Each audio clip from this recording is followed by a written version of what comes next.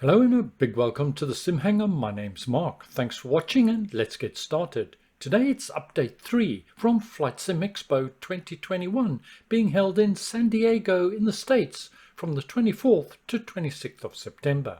FS Expo is a combination of seminars and exhibits and is being put together by the FS Expo team in conjunction with the Flight Sim Association.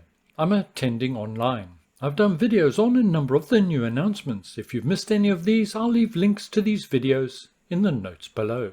The focus in this video, of course, is on Turtle Beach and their Velocity 1 flight control. It was presented by their CEO, Jürgen Stark, and their chief designer, Andrew Young. Andrew, who's based in the UK, was also attending online.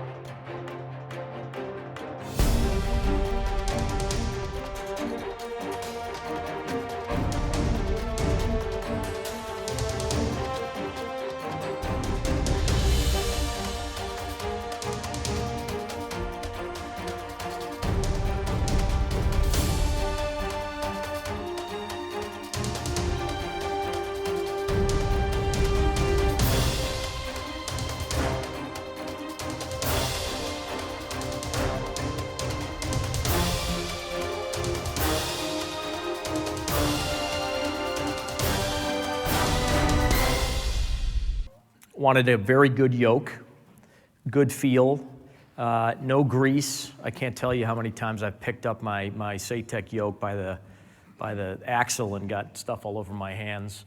And a throttle quadrant, and an experience that both could appeal to hardcore simmers. So, big iron, programmability, all the kind of controls that you need, but also give people new flight sim enthusiasts or people who on the Xbox might just want to jump in a Cessna and fly around, a very good, realistic Cessna experience. Some of my son's friends are new pilots, and they're all training on a Cessna. And so the part of the charter here was, I want the product to do both. That means we need vernier throttles and a trim wheel. So this is one of the first products, or if not the only product, that actually has both levers, like you use in a bigger airplanes or in the Cirrus, but also the vernier throttles and a trim wheel. And we ought to make it all in one. So that means don't force people to buy even rudder pedals if they just want to buy this.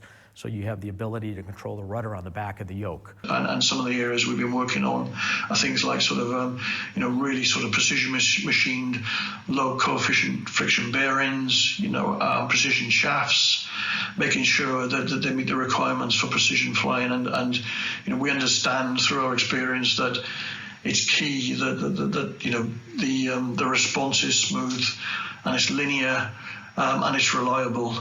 So we've looked at mechanisms around that. So when you look at sensing and return to center mechanisms, we're making sure that we're using high grade spring center return mechanisms, precision linear slides, and there's a positive response. And in terms of how the product senses, Hall effect sensing where it matters, because Hall effect is non-contacting, it's highly reliable, and optical encoders in core areas. As you guys know, this product has 12 axis, so it's very important that we pick the right mechanisms and the right levels of due diligence and testing on the product to make sure the engineering response and the engineering product the final engineering product is to the right levels of quality for the market. Onto the flight management display, or the FMD as we call it. What I wanted to do is talk you through some of the core functions of the screen, essentially. So what it does, you have a number of modes within the screen. You have profile, and what the profile mode does is essentially it allows you to load various profiles based on your aircraft type and configure the hardware in relation to the software. So, for example, if you're flying a 152, you can scroll down, you can select I'm flying a 152, and it will set up the hardware for a basic configuration for a 152 aircraft, nuances around the the TPM system, etc., as you guys know, I'm sure. And then over time, we will load more profiles for more planes within the platform. So we felt that was like something which is useful for the platform and the hardware, and just sort of gets over that hump of actually having to sort of go into the programming interface all the time and customize everything.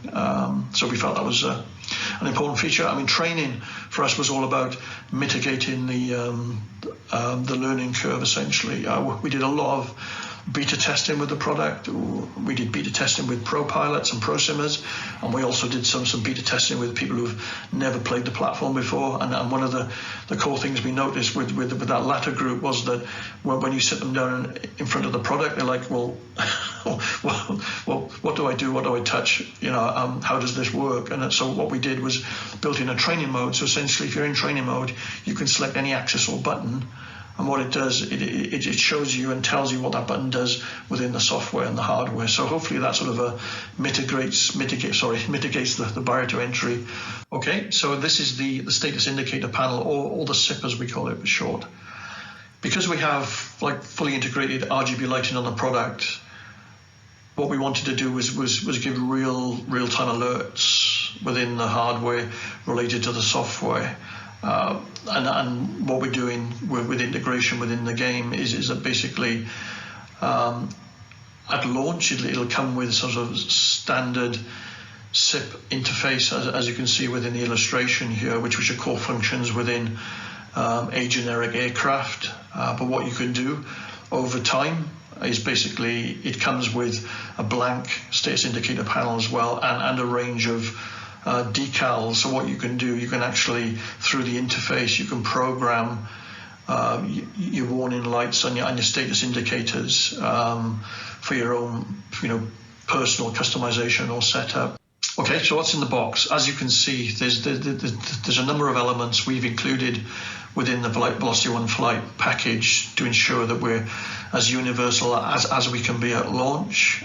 We will be supporting the product and the platform with future upgrades, which I'm going to talk about a little bit in a minute. But what this does is it allows you to get flying straight out of the box. And if you do have sort of requirements for customization, we've tried to meet those needs as well. I think the team's done a phenomenal job designing an all-in-one modern piece of hardware.